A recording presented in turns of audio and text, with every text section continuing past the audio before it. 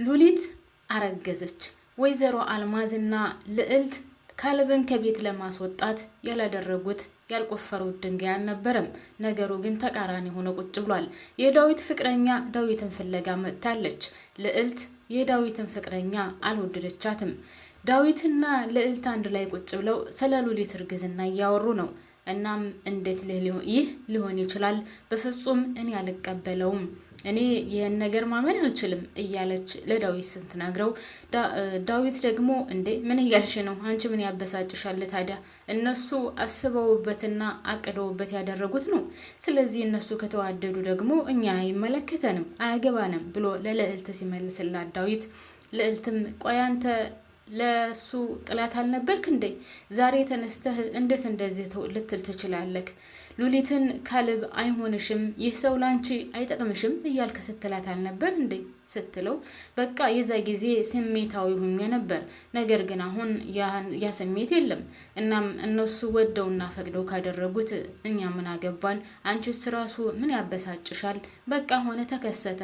እነሱ ፈልገው ያደረጉን ነገር ነው ብሎ ሲመልስላት እሷም በፍጹም ይህ ነገር ሊሆን አይገባውም፣ ይህ ነገር መሆን የለበትም እያለች እየተንገበገበች ነው።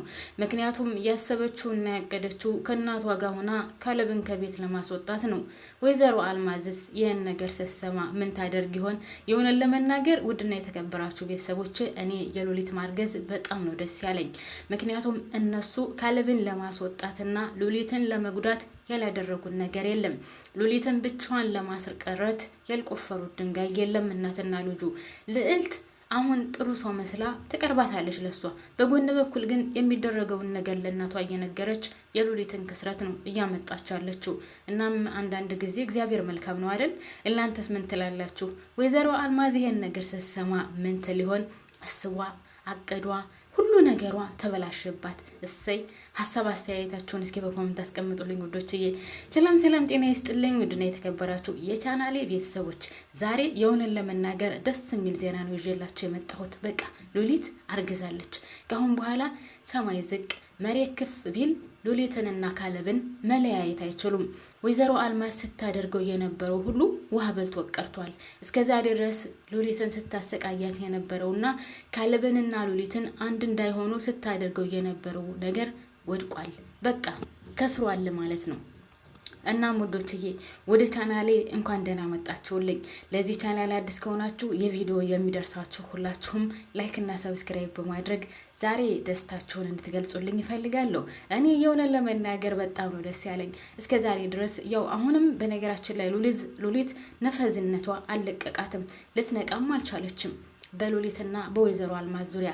ነገር ግን አሁን ማርገዟ በጣም ነው ደስ ያለኝ። እኔ ትውስታውን ምናምን መጨረሻ አካባቢ ሳላየው ቆይ መች ግንኙነት ኑሯቸው ነው መች አብረው አድረው ነው ምናምን እያልኩ እያሰብኩ ነበር። ምክንያቱም ቀለበቱን ሲያደርግላት ዳዊት መክሯት ስለነበረ ምንም አይነት ግንኙነት እንዳይኖራትና ለካሌብ ቀለበቱን እንድትመልስለት እያሰበች ነበር።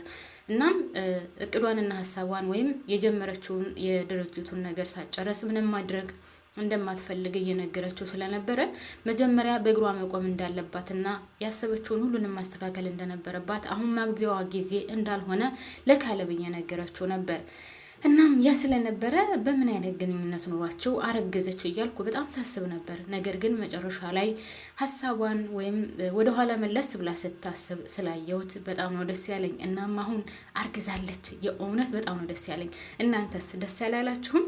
የሉሊትና ማለት የልዕልትና የእናቷ ነገረኝነት ተንኮል ውሃ በልቶ ቀርቷል እና የእውነት እኔ በጣም ደስ ያለኝ ዛሬ ማለት ነው። እና እንግዲህ እናንተም የደስታችሁን በላይክና አዲስ ከሆናችሁ ደግሞ በሰብስክራይብ እንደምታስደስቱኝ ተስፋ አደርጋለሁ ውዶችዬ። እናንተንም እንኳን ደስ ያላችሁ። የልዕልትንና የእናቷን ተንኮል ፈጣሪ ገለል ከቶታል ማለት ነው።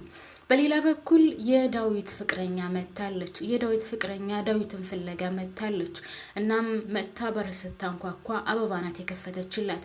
አበባ ስትከፍትላት ያው እንግዲህ ማነሽ ምናምን ብላ ስትጠይቃት እሷም ማንነቴን በኋላ አሳውቅሻለሁ፣ እኔ ቤቱ ኃላፊ ነኝ፣ አንቺ ካሁን በኋላ አንገትሽን ቀና አድርገሽ አትናገሪኝም እያለች ለማንኛውም በስንት መከራ ከቤት ታስገባታለች። አበባ ከቤት ካስገባቻት በኋላ ሁሉንም ነገር ትጠይቃለች። ዳዊት የት ነው ያለው? ፍቅረኛዬ ነው ናፍቆኛል እያለች ስትነግራት፣ በነገራችን ላይ አበባም ዳዊትን ሳትወዱ አትቀርም ማለት ነው። ሌላው ቀርቶ ስለሱ ስታወራ የምትናገራን ነገር እንደምታፈቅሮ ያስታውቃል። እናም እንግዲህ የዳዊት ፍቅረኛ ከቤት መታ የቤቱ ኃላፊ ካልሆንኩኝ እያለች የኃይለኛም ኃይለኛ ያለበት እንደሚባለው ልዕልትን ራሱ ከፍ ዝቅ አድርጋ ስትናገራት ነበር። ልዕልት አፏን ይዛ ጸጥ የምትልበት ኃይለኛ ጥሎባታል። እሷ የበላይ ነኝ እያለች እስከ ዛሬ ድረስ ሁሉንም ከፍ ዝቅ አድርጋ ስትናገር ነበር። አሁን ግን የበላዩም የበላይ ያለበት ይባላል አይደለም? ለሷም ደግሞ ከሷ በላይ የሆነች አፈኛና ነገረኛ አዞላታል ማለት ነው። የዳዊት ፍቅረኛ እቤት መጥታለች። እናም ዳዊትና ልዕልት ውጭ ሆነው እየጠበቋቸው እየተከራከሩ እያለ ካሌብና ሉሊት ከሆስፒታል ወጥተው መንገድ ላይ እየመጡ እያለ ካሌብ በጣም ደስተኛ ነው ስላረገዘችለት። ሉሊት ደግሞ ደስተኛ አይደለችም። ሉሊት ደስተኛ አይደለሽም እንዴ ብሎ ሲጠይቃት፣ እንዴት ነው ደስተኛ የምሆነው? አሁን ልጅ የመውለድ እቅዱና አላማው የለኝም። ሲቀጥል ደግሞ ይህ ነገር የተፈጠረው በስህተት ነው ብላ ስትለው፣ እንዴት እንደዚህ ትያለሽ? እንደዚህ መሆን የለበትም። ለምንድን ነው ደስተኛ ማትሆኙ?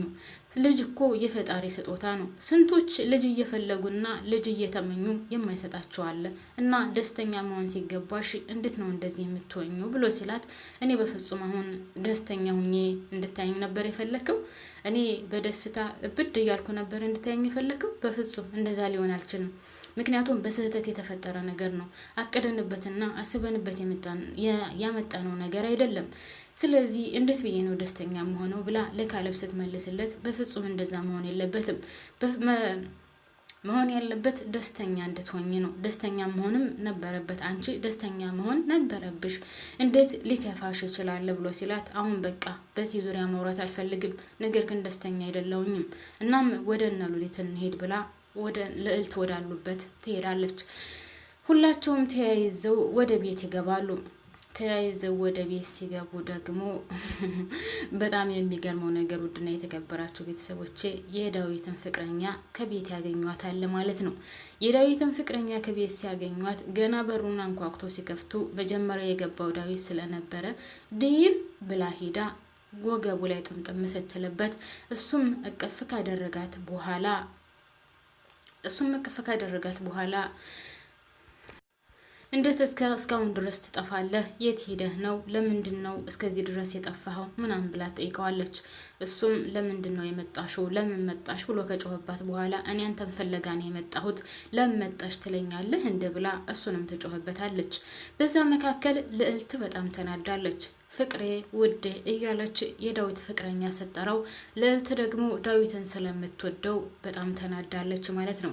ምክንያቱም ልዕልትና ዳዊት በዛሬው ፓርቲ ላይ አንድ ላይ ቁጭ ብለው ሲያወሩ፣ ለምንድን ነው ታዲያ እኔንስ እንደዛ ስጠላኝ የነበረው ብላ ስትጠይቀው፣ እኔ አንቺን አልጠላሽም፣ በሰዓቱ መጥፎ ስሜት ሲሰማኝ ስለነበረ ምንም ነገር ብትጠይቅኝ ወይም ለአንቺ ደግሞ ምንም አይነት ስሜት ስለሌለኝ ጥሩ ነገር ያልመለስኩልሽና ከአንቺ ስርቅ የነበረው ለዛ ነው።